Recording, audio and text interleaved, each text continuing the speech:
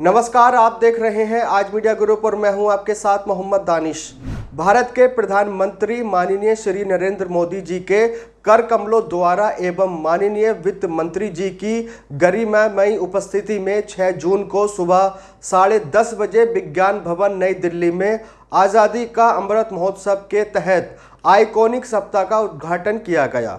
आज़ादी के 75वें वर्ष के उपलक्ष्य में इस कार्यक्रम का प्रसारण मुरादाबाद सहित भारत के 75 प्रमुख शहरों में किया गया, जिसके सीधे प्रसारण की व्यवस्था CL Gupta world school, Ramganga Bihar phase 1 Moradabad में की गई।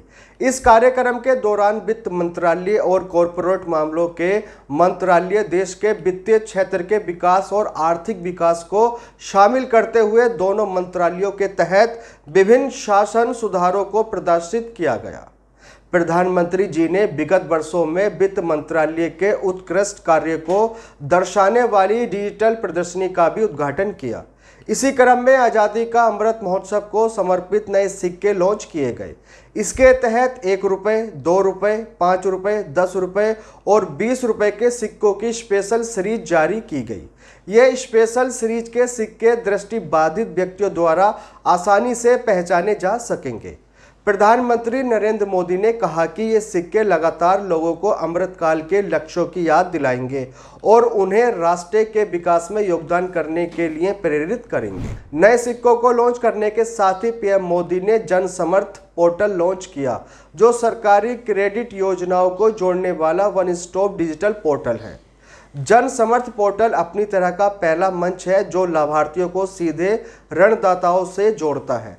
प्रधानमंत्री ने इस पोर्टल का लक्ष्य बताते हुए कहा कि अलग अलग मंत्रालयों की अलग अलग वेबसाइट के चक्कर लगाने से बेहतर है कि व्यक्ति भारत सरकार के पोर्टल तक पहुंचे और उसकी समस्या का समाधान हो सके। इस कार्यक्रम के दौरान प्रधानमंत्री मोदी ने कहा कि सुधार के साथ ही हमने जिस बात पर फोकस किया है वह है सरलीकरण। केंद्र और राज्य के अनेक टैक्सों के जाल की जगह अब GST ने ले ली है। इस सरलीकरण का नतीजा भी भारत देश देख रहा है। अब हर महीने GST कलेक्शन 1 लाख करोड़ रुपए के पार जाना सामान्य हो गया है। बीते 8 वर्षों में देश ने जो सुधार किया है उनमें बड़ी प्राथमिकता इस बात को भी दी गई है कि हमारे देश के युवाओं को अपना सामर्थ्य दिखाने का पूरा मौका मिले। हमारे युवा अपनी मनचाही कंपनी आसानी से खोल पाएं।